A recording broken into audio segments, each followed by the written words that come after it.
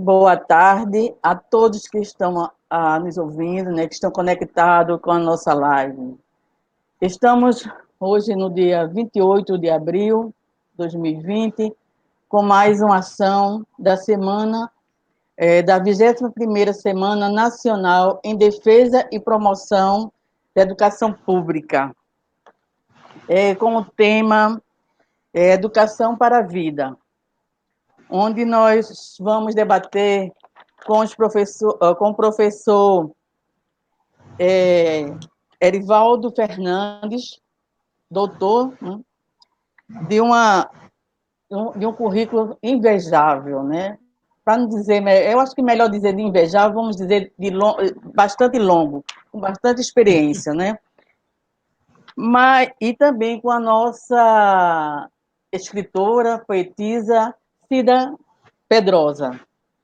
Então, vamos ter mais uns minutos, né? Alguns minutos de muito prazer, porque lidar com conhecimento é prazeroso. E vamos também contar com as intervenções dos que estão nos assistindo.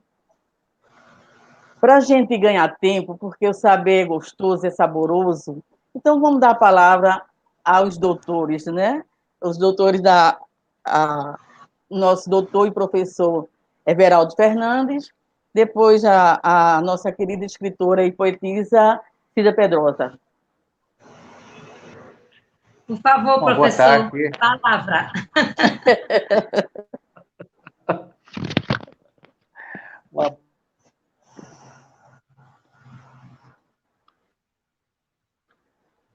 Ascensão.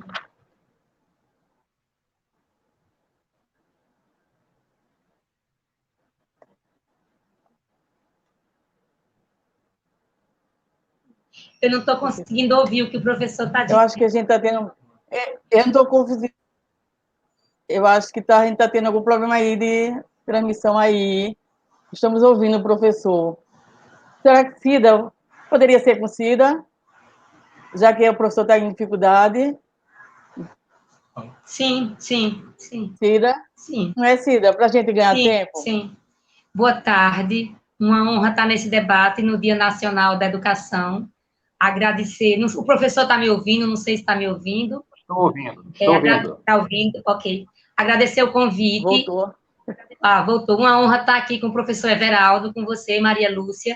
Esse tema que é tão vasto, que todo mundo diz tanta coisa sobre ele, tão na moda falar sobre educação pela vida.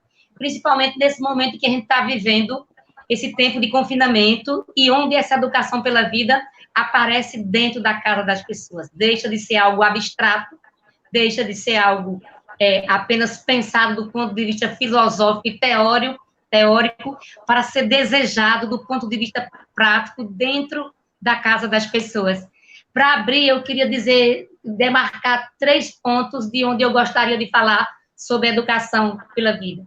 Eu queria falar do ponto de vista feminista, porque eu sou uma mulher feminista e recentemente estive como secretária da Mulher do Recife, então eu queria fazer esse recorte feminista. Queria falar um pouco depois do papel da literatura, da escrita na construção de uma educação pela vida, e gostaria de finalizar essa história colocando o papel da sociedade, da família e da escola nesta questão da educação pela vida. Porque a impressão que eu tenho, às vezes, en passant, é que jogam tudo em cima da escola, como se a educação pela vida fosse função da escola. Também é. Mas, antes de qualquer coisa, a educação pela vida é um projeto de construção coletiva, onde você envolve a família, onde você envolve o Estado, onde você envolve a escola, onde você envolve a sociedade de forma geral. E de que educação pela vida eu estou falando? De que lugar eu estou falando? Eu estou falando da possibilidade de você colaborar na construção, se é que a gente pode dizer assim, de seres humanos com sentimento de autonomia, de independência, sentimento crítico, com capacidades e competências para a empatia, para o aconchego do outro e para ser protagonista de sua vida. Ou seja, de como você pensar esta educação para a vida a partir de seres humanos que podem ser empáticos, ou seja, podem querer trabalhar na construção de um salto civilizatório para que a gente possa viver bem, para a gente ter o bem viver, de que ele seja protagonista, ou seja, sujeito da sua própria história, desta educação, junto com quando ele pequeno, junto com sua família, com sua escola, e mexeu aqui no meu, as histórias da internet. E para finalizar, essa coisa da autonomia, que é absolutamente, que até quando a gente trabalha a autonomia das crianças e dos adolescentes. Nossa educação é construída para a autonomia e educação pela vida tem muito a ver com a autonomia. Então, são questões que eu vou colocando aqui. Eu não sou especialista, sou um achista, professor. Vou querer muito, muito lhe ouvir. Muito lhe ouvir. Então, boa tarde a Maria Lúcia e a você, Cida Pedrosa, também aqueles e aquelas que nos escutam. Primeira coisa, quero agradecer o convite, né, do Sintep. Sabemos da importância, não é, de todo um histórico que o Sintep tem prestado, né, na defesa dos direitos, não é, desse reconhecimento e na valorização, em toda a militância, não é, do reconhecimento, não é, e da valorização do profissional da educação. Então, eu quero agradecer inicialmente, não é, ao Sintep pelo convite. Tenho o prazer de conversar com você, Cida. Eu participei de uma banca aqui no programa de pós-graduação em educação, cujo objeto de estudo foi a sua história, foi a sua poesia, não é? No campo do simbólico. Não é sobre que dessa interação com você, eu não a conheço. Não a conheço pessoalmente, mas através dos textos, alguma coisa. Então, eu quero confessar... É de Clébia Pereira, é? Acho que da aluna Clébia Pereira. Isso, de Caruaru. Né? Exatamente. Eu participei da banca dela, e o professor Mário Carvalho foi o orientador. Né? Eu gostaria de fazer esse registro. Gostaria de fazer um pouco a minha fala no seguinte recorte. Primeira coisa acho que em três linhas. O primeiro, esse recorte filosófico, não é? Dizer um pouquinho essa relação entre vida e conhecimento, né? A razão de ser do conhecimento é a vida. E a razão de uma vida bem vivida é se a gente vai se apropriando, não é, das compreensões, das ferramentas de lidar, não é, de conduzir a vida, não é? Então, eu gostaria de fazer inicialmente esse recorte. Depois, fazer menção, à luz de Paulo Freire, algumas características da educação para a vida, não é? Eu acho que tá bom, a gente fala muito aquilo que a Cida disse há pouco.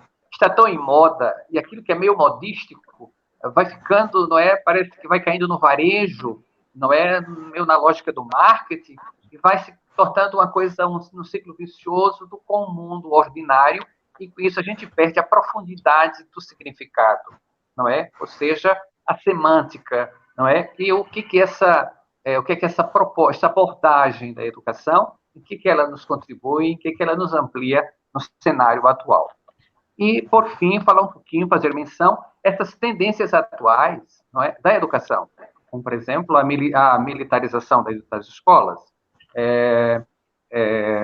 a homeschool, também, EAD, também essa perspectiva mista, não é, que seja cursos que seja uma universidade presencial, mas também EAD. Enfim, esses seriam os três passos que eu gostaria de conversar com vocês.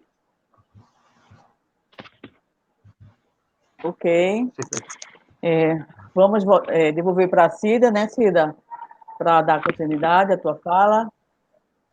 Eu estou muito feliz de estar aqui, professor, porque o senhor vai fazer toda a parte teórica que eu não tenho e eu vou entrar nas minhas vivências e nas minhas militâncias com muita tranquilidade, porque eu vou sentir que quem está aí nos ouvindo vai se sentir com complementariedade nas nossas falas, porque eu vou falar muito de vivências. Então, assim, primeira coisa que eu queria fazer era o recorte feminista da educação para a vida.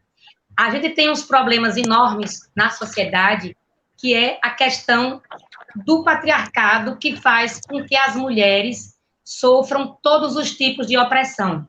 E isso faz com que as mulheres passem a não ter, na sociedade, possibilidades de igualdade. Ela já começa para trás. Exemplos clássicos.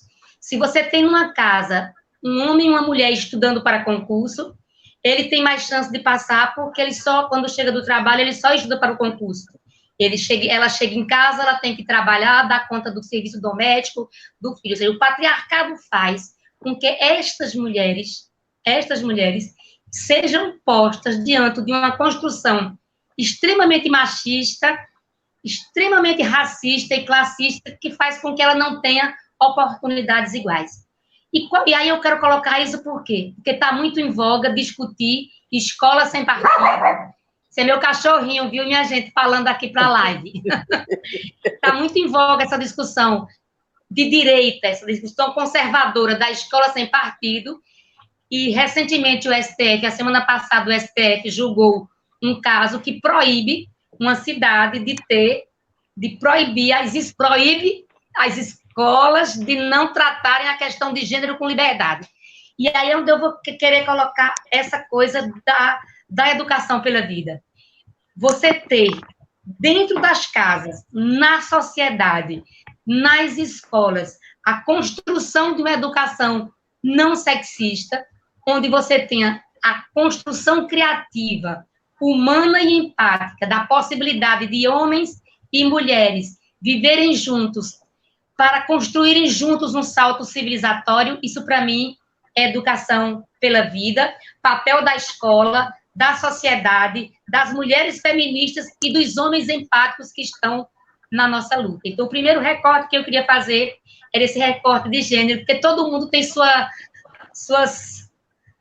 centelhas pessoais. Então, eu sou escritora, mas a minha primeira centelha que eu ponho aqui, eu sou mulher. O meu lugar de fala é o lugar de mulher. E é esse lugar que, a maioria das vezes, é colocado dentro de uma situação de opressão, até nas escolas.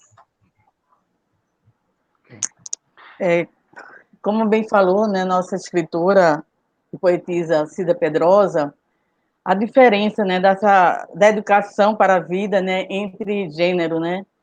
Realmente, Cida, a experiência da gente diz muito isso, né? Nos faz entender como isso é forte, até hoje ainda perdura isso. Como o exemplo mesmo que você colocou, né? Se vai haver um concurso, o homem tem muito mais possibilidade de estudo do que a mulher, porque nós, mulheres, nós fazemos várias coisas ao mesmo tempo. Então, foi deixado para a gente essa grande responsabilidade, onde a gente precisa dividir com o homem, né? Com o nosso companheiro e com quem está à nossa volta, porque realmente a carga da mulher é muito pesada. E assim, o gostoso que nós começamos essa live, né, com a fala de uma, como ela mesmo falou, né, a Cida Pedrosa, que não é uma especialista no assunto, mas é uma especialista, como ela colocou, de vivências. Aí vem o nosso professor, com todas as teorias que ele vem incansável, né, em estudo e aprofundando, que vai nos encantar e que a gente vai se enxergar dentro desse campo científico que ele tem. Então, a palavra agora, nosso professor Everaldo Fernandes. Veja, Cida, eu acho muito propício quando você traz a vida, porque eu coloco a relação vida e conhecimento no seguinte desenho. A base dessa relação entre vida e conhecimento, segundo a tradição ocidental, não é o encanto, o espanto, a curiosidade. Você, quando nos traz essa questão, não é, do patriarcado, eu me pergunto, mas de onde veio isso? Por que os homens, historicamente, não é, eles têm o seu lugar, têm esse espaço de preferência? Isso parece ser muito consolidado em nosso imaginário social, parece haver uma conformação. Eu, quando começo a me espantar em relação ao dado do patriarcado ou qualquer outra situação, é com isso que a vida vai me sugerindo conhecimento, a busca do conhecimento. Então, se buscamos um pouco na tradição grega, por exemplo, não é? Segundo a paideia grega, nos diálogos de Platão, os diálogos de Sócrates, que Platão é quem escreve, é quem nos transmitiu, não é? Então, o conhecimento, a base do conhecimento é a pergunta, a base do conhecimento é a curiosidade, a base do conhecimento, não é a procura de viver. Então, por que eu quero conhecer? Porque eu quero viver melhor. E por que eu quero, para que eu possa viver melhor, eu preciso conhecer. Então, há uma interdependência entre a base do conhecimento, que é toda a procura, não é? É de onde aí vai surgir, a pesquisa. Mas não só a pesquisa científica, quer seja a pesquisa de preço, não é? Quando as mulheres se reúnem, como foi lá em Minas Gerais, vamos nos juntar e fazer o movimento das mulheres, buscando baixar os preços, não é? Quer seja das mulheres quando se juntam no bairro e dizem, não, essa situação não pode acontecer, temos que nos juntar, se há um feminicídio ou violência doméstica. Veja, é a vida pedindo, impondo a busca de intervenção, mas para isso eu preciso conhecer. Então, conhecimento e vida e conhecimento se interdependem. Como é a vida que vai trazendo aquilo que é o material, aquilo que, ou seja, porque eu quero viver melhor, eu preciso conhecer as condições objetivas. O que eu quero dizer com condições objetivas? Estamos falando das condições reais da vida, que se dão na política, através da política, da economia, da cultura, dos valores. Né? Então, nessa sociedade circunscrita, neste período histórico, situado e datado, é que nós nos situamos. Então, para compreender essa materialidade da vida, eu preciso do conhecimento. E a vida, ou seja, a vida, em outras palavras, a vida fornece a matéria-prima do conhecimento. Por isso, Paulo Freire, não é? Com todo o seu legado, vai dizer que precisa de uma educação contextualizada. Porque os adolescentes se queixam. Tudo isso para quê? É só para vestibular? É só para passar no Enem? Qual a importância disso? Né? Então, a base do conhecimento é a vida. A razão de ser, as buscas, as várias abordagens, a dinâmica de todo e qualquer conhecimento é a vida que vai dizendo essas respostas até então que foram formuladas não satisfazem mais, porque são outras demandas. E, para terminar, é ponto de chegada. Como é que eu sei que um conhecimento é válido? Não é só porque passou pelos cânones científicos, mas porque, de fato, passa a produzir sentido na vida das pessoas, passa a produzir novas intervenções, por conseguinte, novas compreensões com novas intervenções. Não é? Então, a vida é a base do conhecimento, na origem, no intermédio, na historicidade, não é? E como ponto de chegada. Para que aprender? Para viver melhor.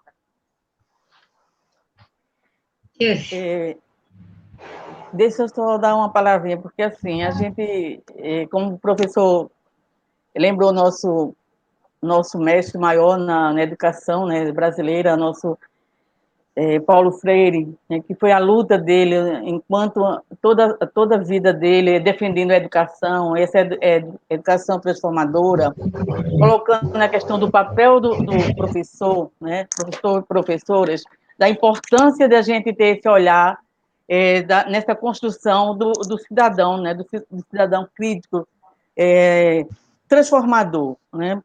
Quando ele fala muito da escola ainda que estava muito desenvolvendo dentro de uma lógica bancária, e não é isso que a gente quer, né? Não é isso que a gente quer, não é mais isso que a sociedade precisa, né? Então, assim, esse olhar, né, do qual o papel desse cidadão crítico e transformador dentro da realidade social é imprescindível.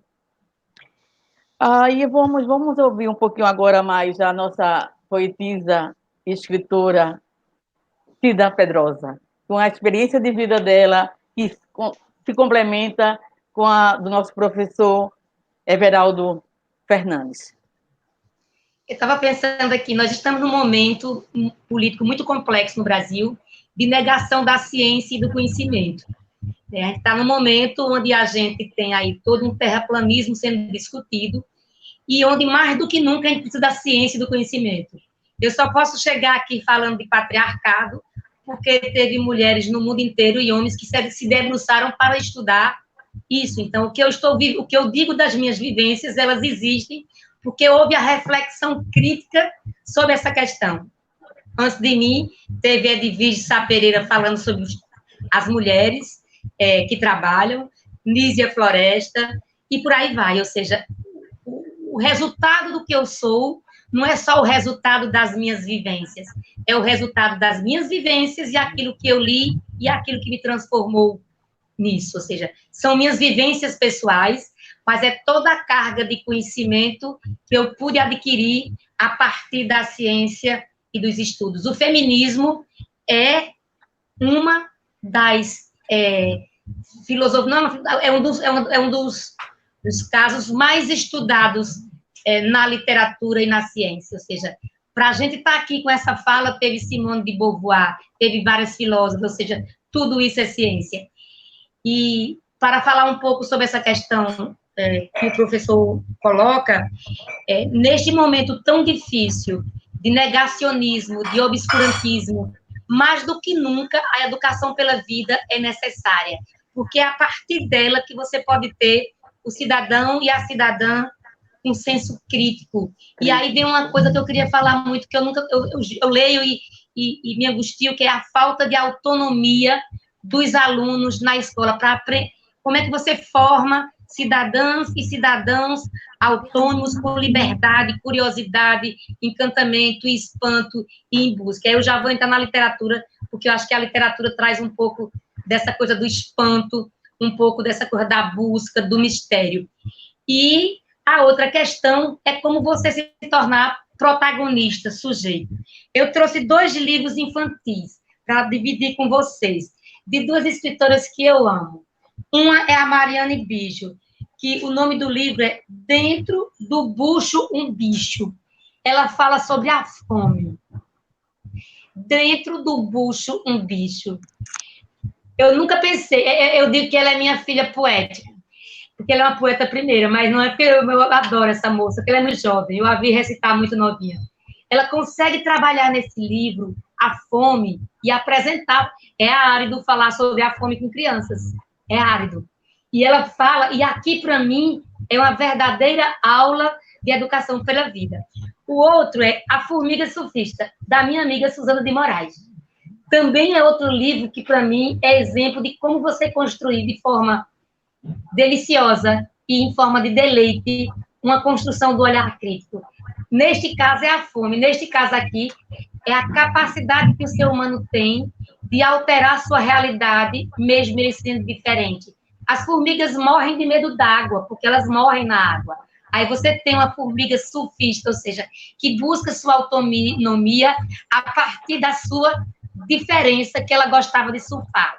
Então, duas historinhas que, ao meu ver, eu tenho 2 filhos rapazes, um de 22, um de 24 anos. Eu fui uma leitora ávida, e foi a partir da leitura que eu me transformei nesse ser que busca ser um colaborador da transformação minha e da vida. E tentei fazer a mesma coisa com os meninos. Então, acho que a literatura, eu acho que você tem um meio aí onde você perde a meninada entre os 12 e os 14 anos, você perde o leitor, porque até 10, 11 anos todo mundo lê. Todo mundo lê os livros da escola e gosta. Quando chega dos 10 aos 13, 14 anos, você perde esse leitor. E isso, para mim, é uma grande busca da minha vida, professor Lúcia, como resgatar esse leitor entre os 11 e os 13, 14 anos. Então, assim, aí eu coloco aqui o quanto a literatura é um braço de transformação, construção de uma educação pela vida. Eu mesmo fui educada pelos livros de literatura. Só um minutinho, viu, professor? Eu quero agradecer assim, a participação de alguns companheiros da base, né, dando boa tarde a Romildo, que é também diretor do Sintep, é presidente do Simprosa. Então, boa tarde, Romildo. A professora Rita, também muito obrigada pela participação. Professora Cris Silva, Catiane, muito obrigada assim, pela audiência, que está dando audiência, né, intervindo. É porque as coisas passam tão rápido, eu não estou conseguindo ler. Mas deixa eu ler, voltou a de Rita Nascimento. Ela diz o seguinte, assim, Paulo Freire já dizia que a educação é a leitura de mundo, é da vida, a luta pela igualdade sem nenhum tipo de opressão. A de Cris Silva, é como fica, finalmente, a questão das aulas nesse momento. Os gestores solicitando atividade para os alunos e não sabe nem informar se servirão como reposição. Cefras Feita, que também divide comigo, né? Nós estamos na Secretaria de Assuntos Educacionais de Sintep. Assista a live no dia 30/4, com Fernando Melo e Tereza Leitão, que irão debater sobre o tema da educação à distância. Então, não perca, minha gente, porque essa Semana da Educação, que começou desde o dia 23, vai até o dia 30 de abril, então, todos os dias, é uma programação que foi organizada pela CNTE e os sindicatos filiados, eles estão diariamente também apresentando atividade. Então, amanhã o tema vai ser sobre os profissionais da educação, né, os administrativos, e assim, a cada dia tem um tema. Catiane Silva diz o seguinte: a proposta do governo do Bozo, né, deixa os jovens reborizados, incapazes de criar. E vocês, professor Fernando, Everaldo Fernando e Cida Pedrosa, o que é que vocês dizem sobre essas interferências? Veja, eu achei muito sugestivo quando a Cida traz esse livro infantil, esse título Dentro, né, do bucho há um bicho, não é? De fato, não há como se falar da educação para a vida se a gente não parte do corpo, não é? O corpo é aquilo que materializa, que potencializa e que atualiza todo o tempo, não é? Dentro de mim, dentro de nós, não é? Essas realidades. Então, quer seja a realidade de uma medida parlamentar, não é? Quer seja a realidade, não é, do aumento da gasolina, quer seja a opressão do marido, quer seja as pressões do trabalho, não é? Quer seja agora o coronavírus, não é? Ou seja, o corpo é esta sede do conhecimento, nesse sentido. Não há como fazer, se promover, não é? Se desenvolver uma educação para a vida sem olhar para a materialidade da vida. Essa materialidade da vida, ela se dá no corpo. No corpo, estou falando do corpo biológico, estou falando desse corpo em relação, que esse corpo que interfere, não é? Esse corpo que se questiona, não é? Que quer interpretar a vida e intervir sobre ela, né? Aí, de fato, a função da escola, não é? A função da escola, ou seja, parece que é chegado o momento em que a escola, não é? A escola como instituição, não importa se da educação básica ao ensino superior, educação superior, não é? Perguntar-se, de fato, qual é a minha função. Você fazia menção inicialmente, não é? Para achar que somente a escola é que é a única responsável. É verdade. Nada a gente mais pode entender, não é? Nessas últimas décadas, no século XXI, propriamente, não é? Não há como pensar nada isoladamente, não é? Mas tudo é interligado. Isso não só por conta da internet, não é? Dessas alavancas tecnológicas, mas também porque é outra concepção de mundo, outra concepção, não é, das relações, é outra concepção, por conseguinte, de educação. Ou seja, o momento chave para a escola perguntar como eu preciso me autoconhecer, não é? Ou seja, qual é a função da escola. Porque, de fato, não é, quando a Cida colocava como reaver esse gosto, não é, esse afeto pela leitura, como uma chave de libertação, como chave de liberdade, não é? Então, de fato, se a escola toma essa consciência, não é, de que ela vai formar pessoas, ela não vai formar apenas o cognitivo de alguém ou preparar alguém para ocupar o mercado de trabalho, mas é formar pessoas. E aí, cada pessoa, ela é prenhe, ela possui essa gama, esse conjunto de dimensões, né? São as várias dimensões que nos constituem. Que a escola, claro, não vai dar conta de tudo, mas abrir brechas, potencializar essa capacidade de situar essas várias dimensões que interagem entre si. Não é? Então, não há como tratar do conhecimento da água, não é, se falta água no meu bairro. Como essa ausência ou escassez de água no meu bairro, de esgoto, isso pode gerar, não é, isso pode contribuir com a química, com a física, não é? Enfim, com os vários ramos do conhecimento, as várias abordagens. Então, eu acho que é um momento fundamental, não é? Este momento que estamos vivendo nesta quarentena, em nossa retomada, não é? A gente, de fato, repensar cada escola, enfim, a instituição escola, repensar o seu papel. Qual é, de fato, a minha função social? Formar pessoas, não é? E não apenas dimensões isoladas, apenas formar pessoas para o mercado, mas a dimensão afetiva, a dimensão da sua sensibilidade, do seu pertencimento. Agora estamos, não é, nessa quarentena e experimentando de perto isso. A dificuldade de ficar conosco, a dificuldade de ficar com os nossos, não é? Ou seja, parece que essa habilidade não foi acordada na tradição ocidental, não é, em termos de educação. Né? Então, a escola como esse espaço-tempo de vida, de humanidade, não é?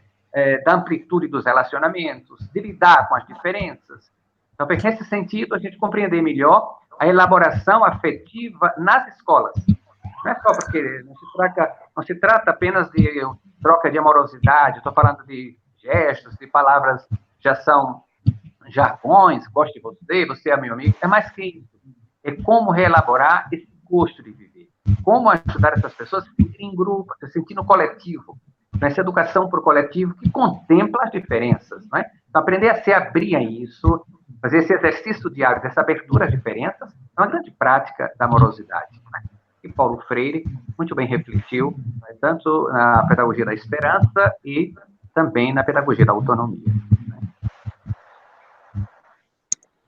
É assim, a gente falar dessa educação, né, dessa educação transformadora, que já há tanto tempo, né, há décadas que nosso Paulo Freire vem querendo fazer nós, professores, entender isso, levar isso para a ação em sala de aula, mas a gente ainda percebe que ainda isso é muito complicado para a gente entender e fazer isso acontecer.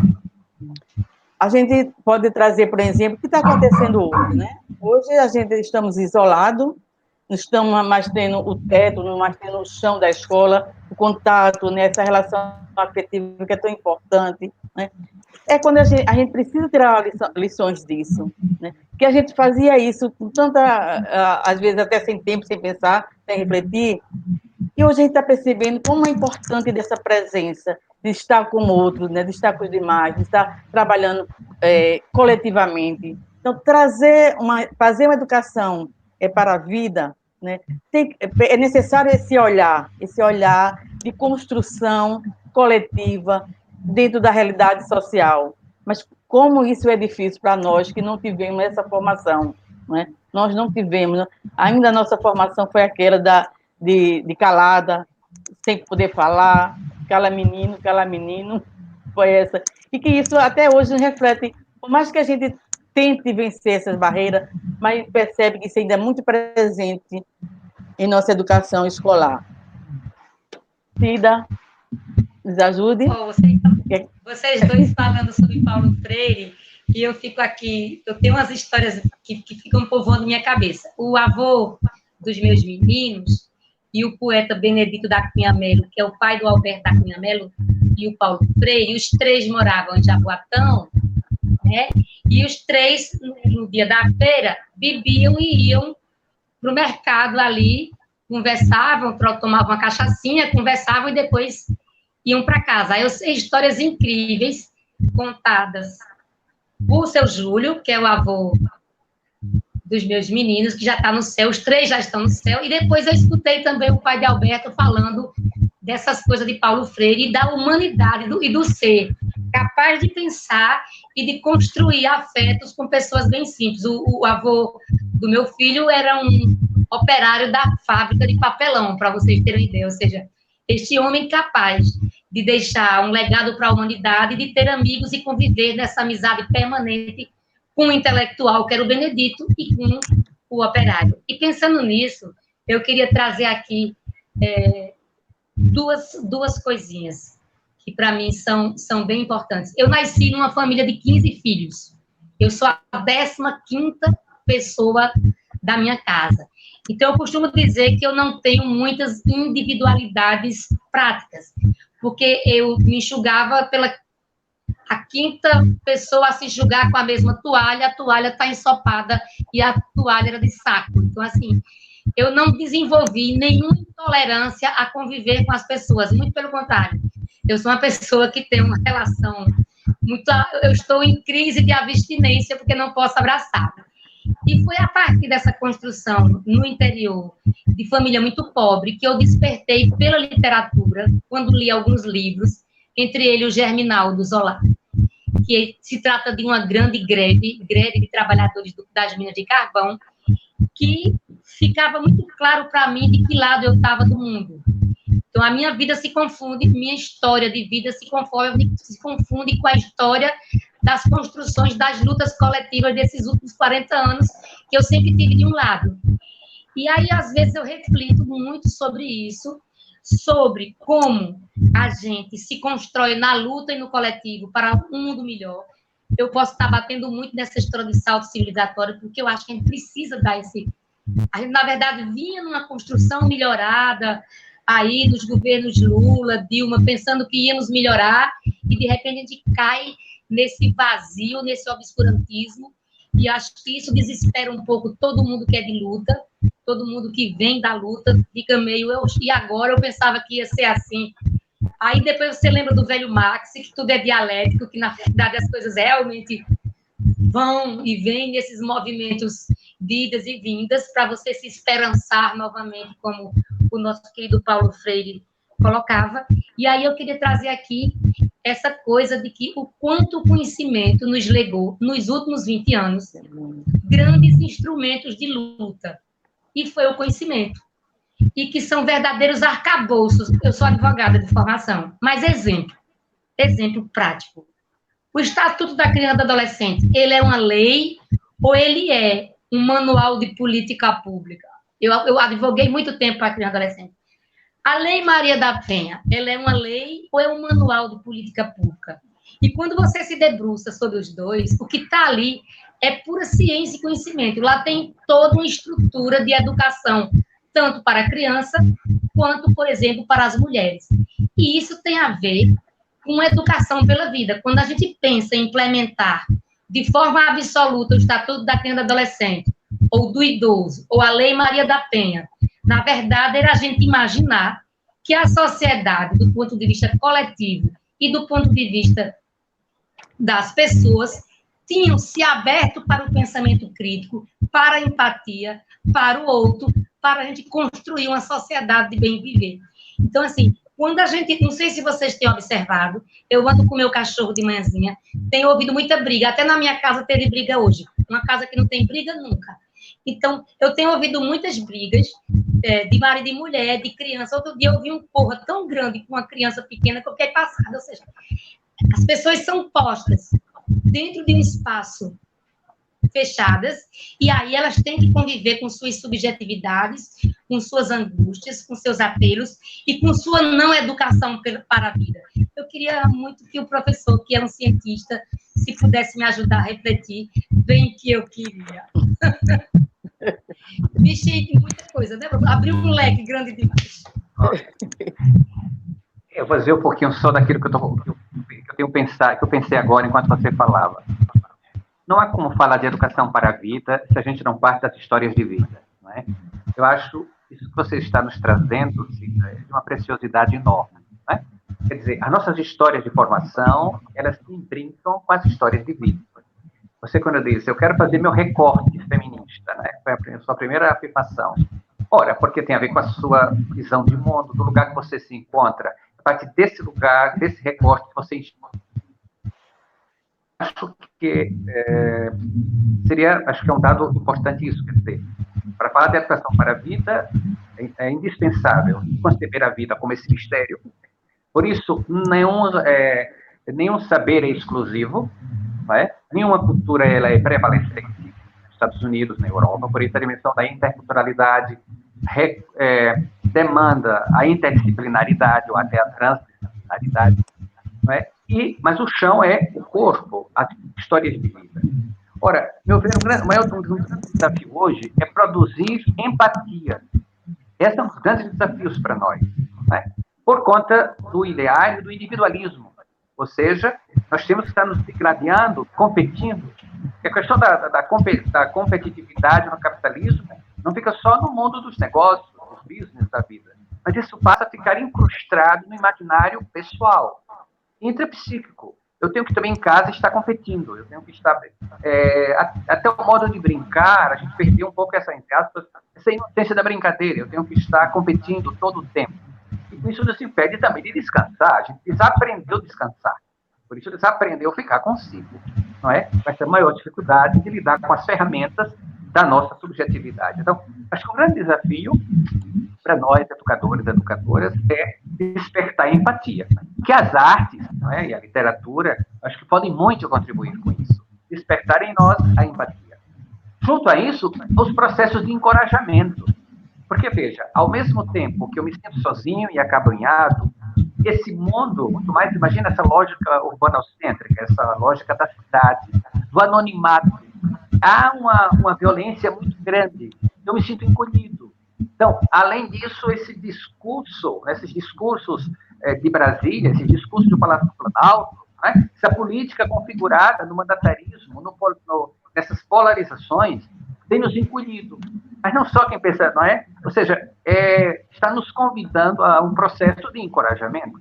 Então, quando a gente fala de autonomia, não é? Quando a gente fala potencializar, de encorajar o outro a ser, de Paulo Freire, de pronunciar a sua palavra, de dizer a sua palavra, para mim é o maior ato de amorosidade e de educação para a vida. Não é? Que ele não... Ajudar o outro a perceber que ele não dá conta da vida sozinha. Não é? Ele sozinho não dá conta da vida. Não é? Bem como o conhecimento isolado também não dá conta da vida. Por isso está dizendo que é interdisciplinar, é transdisciplinar. Também ajudar esse sujeito que está em formação, compreendendo que ele precisa se afirmar na vida. Mas não é se afirmar enquanto destaque profissional, sob o imperativo, a élite do sucesso. Não, mas poder ser na luta pelos direitos, na luta pela justiça social, na luta pelos direitos humanos. Ou seja, eu só vou descobrir um sentido maior da vida se eu poder ser. Então, em vez de uma privação do ser, o Ventura de Sousa Santos usa uma expressão bonita, a privação ontológica. Né? Paulo Freire vai falar essa vocação de ser mais nesse sentido, eu me trabalhar, me desenvolver, e para isso não existe idade, não é só para criança ou adolescente, eu posso estar com 50, 60 anos, mas nesse processo de empoderamento, porque agora estou noutra faixa etária, são outros requerimentos que a sociedade me impõe, são outras discriminações que a sociedade também se me impõe, né? Então, acho que o maior legado que nós, professores e professoras, podemos ajudar os nossos alunos e alunas é potencializar as suas forças para serem eles mesmos. Eu acho que o sonho, através das artes, através da literatura, através da brincadeira e dessa relação de confiança, proximidade entre nós e os alunos. Porque nós somos referenciais na vida dessas pessoas. Né? Nós não formatamos, mas exercemos uma influência enorme sobre essas pessoas. Né? Então, tenho a impressão que é por aí que vai gestando esse outro rosto de educação, essa outra configuração de escola, porque aí todos se sentimos envolvidos com essa gestão pedagógica, não é somente a tarefa da gestora de lidar com os papéis, com a burocracia, mas de ajudar a gestar essas novas pessoas, não é? Na sua integralidade. A impressão, desse modo, a gente tem mais condições, não é, do enfrentamento dessa situação sem desanimar. Porque a gente, esse poder gozo, não é, ou daqueles que se imaginam tão donos do mundo, ou de um Trump da vida, só tem força até onde nós permitimos. Né? Por isso, a autonomia, tá bom, é um exercício político, é sobretudo intrapsíquico. Não é? Não estou separando, estou distinguindo, mas estão colados. Esse processo de encorajamento. Eu tenho que, dentro de mim, deixar Bozo no seu devido lugar, não entronizá-lo de forma que com essa forma a gente vai introduzindo. Como agora com esse micro-organismo, né? Veja, o Covid-19, ele é invisível, mas veja o espantalho que gera dentro de nós. não estou defendendo aqui que é uma gripezinha. É apenas estou dizendo, não é? Que é o cuidadoso, mas sem dar peso demais, porque ele fica fantasmagórico. E ele consome nossas energias, consome nossas forças, pode comprometer nossas esperanças criativas. Para isso, não podemos abrir mão, né? Acho que é um convite a mim, a cada um de vocês, a todos e a todas nós, né? Deixa eu agradecer mais com a participação dos nossos ouvintes, dos nossos internautas. Então, o Júnior está dando parabéns, né, ao debate, né, está sendo muito gratificante, né, e a experiência de cada um, de cada fala.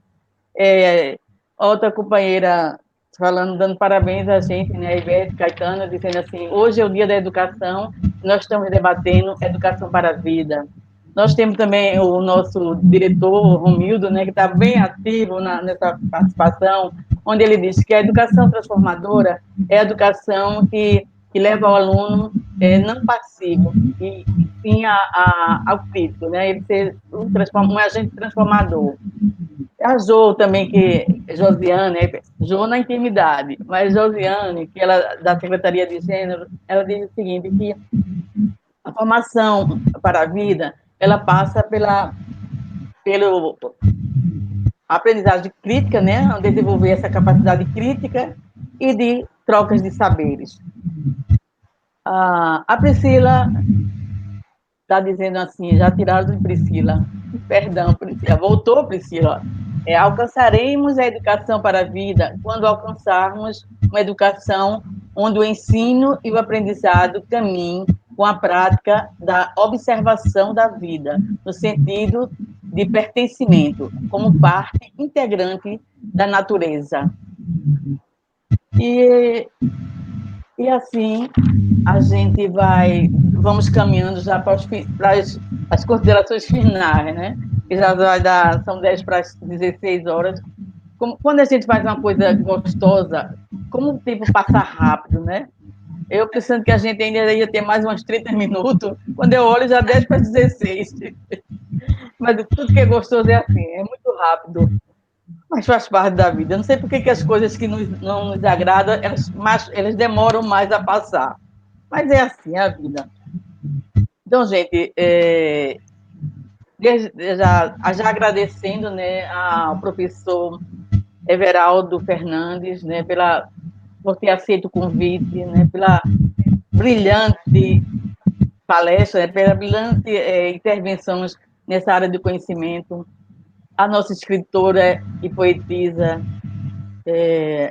Cida Pedrosa, que também brilhantou nas suas experiências, nessa até convivência com amigos, né, do nosso ilustre maior educador, né, que ele não é só mais nosso, ele é mundial, né, ele é uma referência mundial, nosso Paulo Freire. Então, assim, com vocês a palavra, né, Cida e o professor Fernandes. Eu queria dizer um poema para me despedir. Pode, à vontade, é como a gente gosta. Porque, na verdade, assim, eu peguei um mote são os 2 últimos versos de um poema do Chico Pedrosa, que é um grande poeta popular, que ele me deu uma cantoria. O mote é assim, Moisés balançou a vara e o mar como ele se abriu. E eu aproveitei esse mote para pensar de como a gente pode construir coletivamente nossas liberdades e nossa possibilidade de ir contra os autoritarismos, contra a dor. Nós estamos num momento que nós temos que, juntas e juntos, esperançar para conseguirmos vencer essa crise sanitária, essa crise econômica e, principalmente, essa crise política que puxa todos nós para baixo.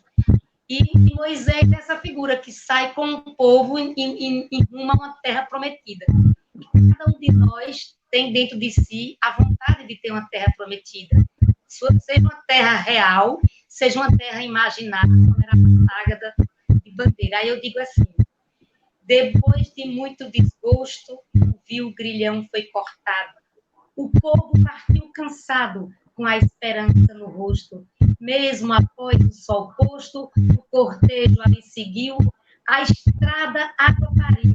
Junto àquela seara, Moisés balançou a vara e o mar com medo se abriu. E a água teve medo da força da multidão, fez a vereda no chão, que descobriu o lajedo, expôs areia e rochedo, como nunca ninguém viu. Deus falou, ele ouviu, deixando sua fé clara, Moisés balançou a vara e o mar com medo se abriu. Dessa história tão antiga, recolhemos a lição, que a luta e a união são feitas da mesma liga, substantivo que abriga aquele que resistiu, que sofreu e não fugiu. Com essa centelha rara, Moisés balançou a vara e o mar com medo se abriu. Obrigada, Lúcia. Obrigada. Parabéns, parabéns, parabéns. Pela companhia, gratidão. Eu gostaria de finalizar dizendo, olha, eu quero celebrar com vocês esse compromisso, né? É um convite para mim, estou fazendo a mim mesmo e a vocês, a gente não abrir mão de construir o nosso destino, né? Nosso processo de empoderamento, né, seja algo sagrado para nós. A gente não abra mão disso, né? Esse selo pela nossa dignidade e esse gosto, esse prazer, essa dedicação, esse devotamento às causas coletivas, né? E a gente fazer isso com gratuidade, a gente fazer isso com empenho, com essa força interior. Eu tenho a impressão que à medida que a gente vai avançando nisso, a gente vai contagiando outras pessoas, a gente vai despertando, né, de como juntar forças, como animar outras pessoas, né, nesse processo, tanto de superação do coronavírus, né, como também nesse processo contínuo de libertação, né, já que é um requisito, né, é algo que nos impõe, é um requerimento direto da vida, né, lutar sempre por essa vida, uma vida melhor e melhor para todos, para todas, e também para a natureza, né? Esse pertencimento ampliado. Né? Então, muito obrigado ao Sintep pelo convite, também essa alegria com você, Maria Lúcia, com você, Cida Pedrosa, né? Estamos aí em diferentes lugares, mas no mesmo flanco, não é? Com o mesmo... Então, palma para todos nós, né? Palma para todos nós. E só lembrando, né, aos nossos internautas que consultem, né, o site do Sintep para ver as outras atividades, né, até o dia 30. A gente não pode encerrar, né, essa live, esse debate, sem gritar que está preso dentro da gente, né, uma questão que está angustiando todos os brasileiros, né? Não todos, porque temos ainda uns simpáticos, uns que ainda não caíram a ficha, né? Que está fazendo um estrago tremendo. Eu não sei quem mais está fazendo estrago, se é esse 19 ou se é o Bolsonaro, certo? Então, fora Bolsonaro, né? Pela educação, pela vida e pela saúde de todos nós. Nós precisamos ver você fora, tá? Porque você tem sido um estrago para não só para a educação, para o povo, para a nação brasileira. Então, fora Bolsonaro, desculpe, mas é porque é o hábito, o L é o hábito, o L é de Lúcia, o L é de Luiz, e o L é de Lula, o nosso presidente maior da nação. Muito obrigada, gente. Foi um prazer estar com vocês e até a próxima oportunidade. Obrigado. Tchau, tchau e um abraço. Da paz.